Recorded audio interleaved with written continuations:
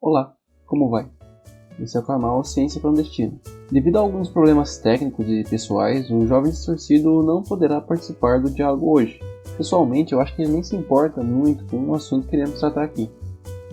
Bom, como você já deve ter lido no título do vídeo, Meio Ambiente ou Inteiro, iremos falar hoje sobre algo bastante interessante e que tem influência direta no nosso presente e no nosso futuro. O que normalmente é falado sobre a questão ambiental, principalmente no âmbito educacional, não foge muito das questões e atos individuais. Esse assunto está envolvido diretamente com aquilo que chamamos de natureza. Uma natureza que é comum considerarmos fora de nossas proximidades, fora de nossas cidades, fora de nossa visão. Natureza que supostamente está tão distante que algumas pessoas tendem a considerá-la incapaz de alterar qualquer que seja a forma de vida que levamos, que ela não possui capacidade de influenciar no nosso estilo de vida, por exemplo.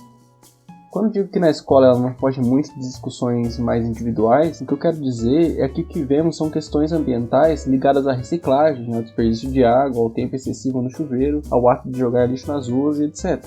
Não pense que eu estou menosprezando essas questões. Aqui nesse canal acreditamos que essas questões são sim importantes e devemos levar isso bastante a sério. Porém, por que somente tratamos de atos individuais na escola? Podemos expandir essa questão ambiental a muitos outros lugares. Por exemplo, por que não falar sobre a política por trás de desastres ecológicos, desde sua prevenção até a abstenção? Nas queimadas, por exemplo, e no tratamento aos povos indígenas. As decisões que os políticos que elegemos tomam em relação a essas questões ambientais devem ser levadas em consideração quando falamos de educação ambiental, pois elas vão influenciar diretamente no nosso futuro. Logo, discutir essas questões e discutir o rumo que determinados políticos tomam em relação a isso é bastante importante. Já falamos no canal sobre a capacidade dos discursos de criar identidades, então pensamos que isso também deve ser levado em consideração. As falas desses políticos, que podemos até chamar de nossos responsáveis, reverberam na sociedade, ou seja, repercutem na sociedade. Logo, devemos analisar isso também. O que vamos fazer aqui é mapear algumas falas ou discursos, tomadas de decisão e posicionamentos para construir algo que podemos chamar de dispositivo. O dispositivo, nesse sentido, é composto por essas falas, tomadas de decisão e posicionamentos. Esse dispositivo é criado como um conjunto de relações, ou seja, serão colocadas nesse dispositivo coisas relacionadas à questão ambiental. O primeiro componente desse nosso dispositivo, e talvez o principal aqui, é o discurso. O sentido que estamos dando de discurso é como uma mensagem oral de uma pessoa para uma outra pessoa. Ou seja, não é necessariamente aquele discurso ensaiado, ou até mesmo o discurso do final do parabéns para você. Esse discurso pode ser, por exemplo, uma fala de um de nossos responsáveis ou de nossos políticos respondendo a uma pergunta de uma jornalista. Muitas vezes esse discurso, essas falas, são tomadas com ingenuidade, quase que sem valor. Porém, voltamos a enfatizar. Os discursos têm capacidade de criar identidades. Eles não podem ser tratados como falas ao vento. Eles são falados com objetivos, talvez de forma implícita. Quem discursa, quem fala, possui interesses próprios, vontades próprias, e isso deve ser levado em consideração. Agora imaginem que essa mesma pessoa que discursa, que fala, tem a capacidade ou tem a possibilidade de chefiar uma instituição como o governo. Imagine, cara ciborgue, que essa pessoa pode tomar decisões de regulamentação, criar leis e etc. Tudo isso que essa pessoa pode fazer compõe o nosso dispositivo. Esse dispositivo pode ser utilizado como uma estratégia de convencimento, por exemplo. Um conjunto de falas, ações, criação de leis, regulamentações podem ser criadas para convencer alguém ou alguéns de algo. Um dispositivo como estratégia de convencimento. É interessante salientar que esses dispositivos são criados de acordo com a demanda de cada contexto. Ou seja, podem ser criados diferentes dispositivos que funcionam em determinadas classes sociais, momentos históricos, etc. Dispositivos que respondem a essa demanda do contexto. Desde a colonização, as terras latino-americanas sempre foram vistas como recursos pelos povos colonizadores. Podemos buscar as raízes desse dispositivo que estamos mapeando aqui lá atrás. Pensem só, uma terra com um clima ameno, bem diferente do clima frio da Europa, com vegetação nativa. Bom, estava tudo pronto para a descoberta, né?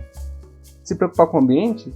Para quê? Os recursos dessa nova terra, dessa nova descoberta, eram infinitos. Porém, com o processo de industrialização, ocorreu uma diminuição enorme das florestas latino-americanas, principalmente pelo uso da lenha e do carvão vegetal. A floresta não permaneceu a mesma. Os recursos não eram e nem são infinitos. Mas algo se enraizou disso tudo. Lembra das raízes que eu acabei de falar? Esse algo que se enraizou é justamente o discurso. Esse discurso de que a nossa Terra é uma terra de recursos naturais e quase infinitos permanece até hoje. Na primeira década dos anos 2000, fui perguntar aos brasileiros o que mais representa o Brasil na questão ambiental. E sabem qual foi a resposta preferida? Talvez vocês até tenham ela aí guardada em algum lugar. A resposta preferida foi a nossa vasta riqueza de recursos naturais. É óbvio que houveram tentativas de criação de discursos contrários ao discurso de recursos infinitos. Na década de 70, alguns movimentos sociais tentaram colocar em discussão e questionar essa visão enraizada, além do questionamento do etnocídio causado por essa sede de progresso a qualquer custo. Esses discursos foram surgindo em todo o globo. As questões ambientais passaram a pautar discussões internacionais. E apesar de terem causado mudanças, como a criação de saberes escolares voltados à educação ambiental, que foi muito importante, eles foram tomados pelo mercado. Bom, quando se fala em mercado, na cabeça pode vir logo empresas, lucros e um suposto progresso, uma ideia de progresso. A partir disso, os países de primeiro mundo passaram a assimilar o discurso ambiental e se questionarem sobre a utilização dos recursos naturais. Então quer dizer que isso melhorou a nossa situação? Não exatamente. Eles se preocupavam com a utilização e escassez de recursos em seu próprio solo. Porém, o progresso bate a porta, minha gente, não podemos esperar. Onde eles foram buscar esses recursos? Nos amados países de terceiro mundo, que inclui quem? Isso mesmo, o nosso querido e amado Brasil. É fácil perceber que eles não estavam resolvendo o problema, mas sim levando esse ou esses problemas para outro lugar. É possível continuar progredindo nas costas de países que sejam capazes de gerar esses recursos. E é isso que queremos dizer quando dizemos que o discurso ambiental foi tomado por esses países de primeiro mundo e se voltou contra nós. Isso é o que podemos chamar de uma corrente alarmista. Mas você pode estar se perguntando como que isso aconteceu? Justamente com a construção de indústrias de alto potencial poluidor nesses países de terceiro mundo. E é aí que temos a corrente técnico-administrativa. Afinal, meus amigos, o progresso não pode parar. Esses discursos custaram um pouco a entrar aqui. Quando os movimentos sociais começaram a propor essas ideias, foi bem na época da ditadura. Uma boa época para mudanças nos padrões das elites, certo? Obviamente que não. Primeiro que o governo tentou colocar esses movimentos sociais como ideologias comunistas, criaram uma barreira ideológica. E segundo, a elite não ia querer mudar seus hábitos de consumo e produção de capital, né? Mas imaginem só, o Brasil, a elite brasileira, o governo brasileiro quiseram sempre se manter dentro dos acordos econômicos internacionais. E esses acordos exigiam uma mudança. Logo, a destruição sem porteiras da elite não podia continuar daquela forma. As burocracias que nunca quiseram nem precisavam mudar seus comportamentos foram forçadas, devido a exigências internacionais, mudar alguns de seus hábitos, pelo menos aparentemente. Para entrar nesses acordos, o Brasil passou a desenvolver instituições, estratégias de preservação, legislações, leis e saberes sobre a questão ambiental. Isso foi ótimo, afinal, boa parte das pessoas dentro dessas instituições realmente se preocupavam e se preocupam com o ambiente e com a conscientização da população. Mas podemos questionar a estrutura na qual essas instituições foram construídas. Foi realmente uma preocupação legítima com a questão ambiental ou simplesmente buscando um capital internacional de investimento, indústrias e progresso? E só para enfatizar, foi bastante importante a criação dessas instituições, mas podemos sempre tentar mapear possíveis razões para tomadas de decisão desse tipo. Afinal, estamos falando da criação de um dispositivo, então devemos ir atrás dessas relações para chegar até o momento atual e construir o nosso dispositivo. Uma outra coisa que eu acho interessante de ser dito é que o discurso verde tomado pelo mercado é muitas vezes, e talvez na maioria, voltado à população, no sentido de que a responsabilidade recai sobre a população. Nós devemos sim substituir nossas sacolas de plástico por sacolas biodegradáveis, devemos utilizar menos os automóveis. Porém, essa responsabilidade não deve ser somente nossa, e muitos dos problemas e questões ambientais vão além disso. Novamente, chamo aqui os nossos responsáveis. Mas vamos lá, o acúmulo de capital continua, ricos ficam mais ricos, muitas empresas que já têm lucros milionários só aumentam suas estimativas de lucro. O que esses bilionários estão fazendo para modificar a nossa situação ambiental? O que eles estão fazendo para modificar uma crise ambiental que talvez suas empresas tenham ajudado a criar, com desmatamento, com queimadas, com destruição de rios e cidades, por exemplo. Daí você me diz, o que a sacola biodegradável que você utiliza vai fazer pelo desmatamento na Amazônia pelas queimadas, que inclusive vem batendo recorde após recorde com aumento de até 43% em relação a abril do ano passado, e maior número nos últimos 6 anos. E é aí que entram os nossos responsáveis, os políticos. Eles devem tomar a frente, eles devem propor mudanças e fazer com que elas aconteçam. Bom, voltemos ao dispositivo. E mais ainda, voltemos a algo que podemos colocar como presente dentro do dispositivo e que já falamos, o discurso. Vamos mapear alguns discursos dos nossos responsáveis e tentar traçar algumas ideias sobre eles, além de montar esse nosso dispositivo.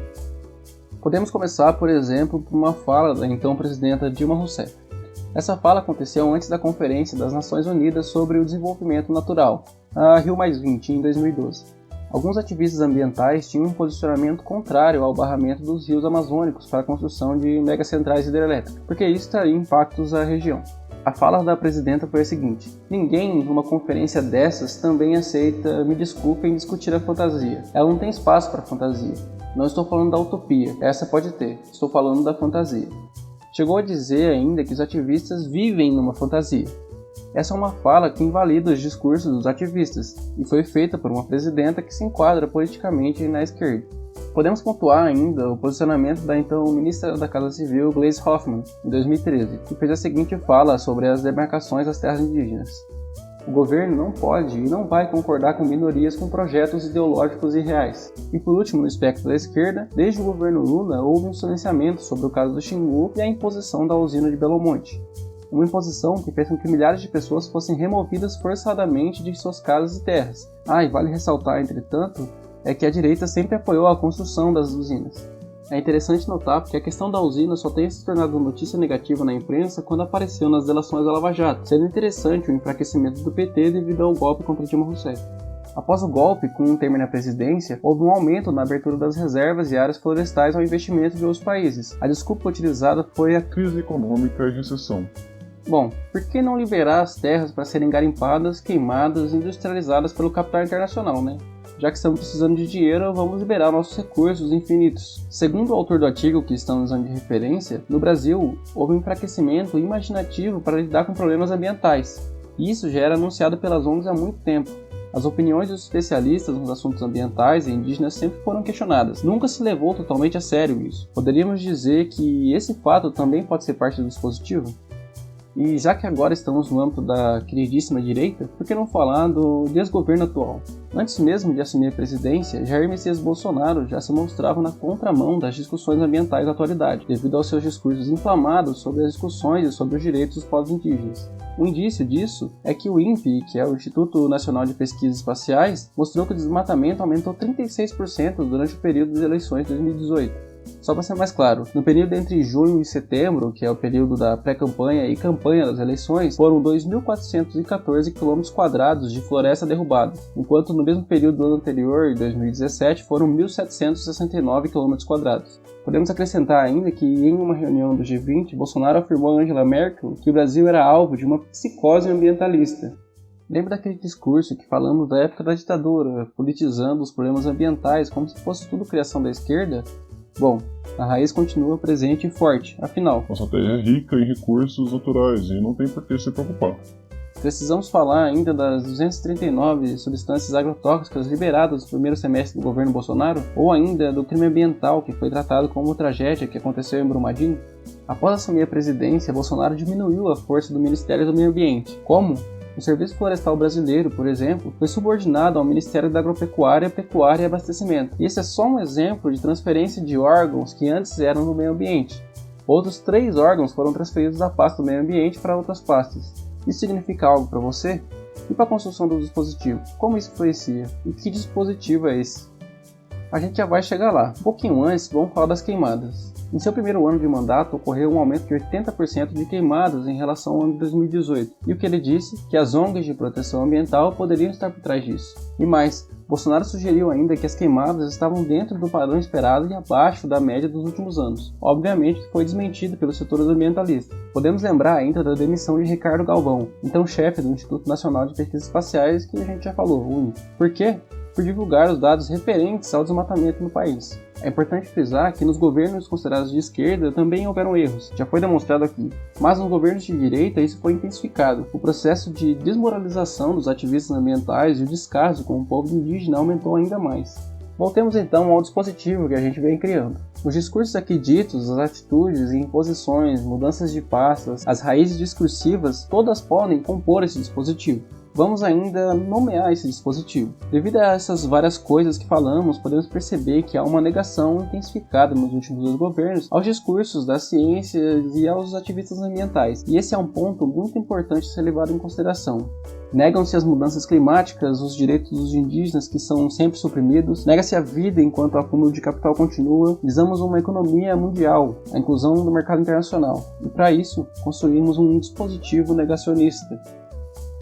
A ideia do vídeo era chegar nesse dispositivo, construído por diversos discursos e imposições que possuem raízes no nosso passado. O dispositivo ele pode ser entendido ainda mais, muito mais do que possa em um vídeo desse tipo. Essa é uma pequena discussão que podemos fazer em relação ao ambiente e a forma como os nossos responsáveis vêm tratando essa questão. Os pensamentos aqui propostos foram construídos com o auxílio de um artigo escrito pelo professor Dr. Adalberto Ferdinando Inocêncio, doutor em Ciências Biológicas. O título do artigo é O Imaginário Político-Ambiental Brasileiro na Dobra do Regime Colonial Capitalístico. Para quem tiver interesse, o link para o artigo está na descrição do vídeo, que contém muito mais informações e discussões sobre o assunto. Eu agradeço ao professor Ferdinando pela disponibilização do artigo e pelas discussões geradas. Obrigado a você também que assistiu até aqui.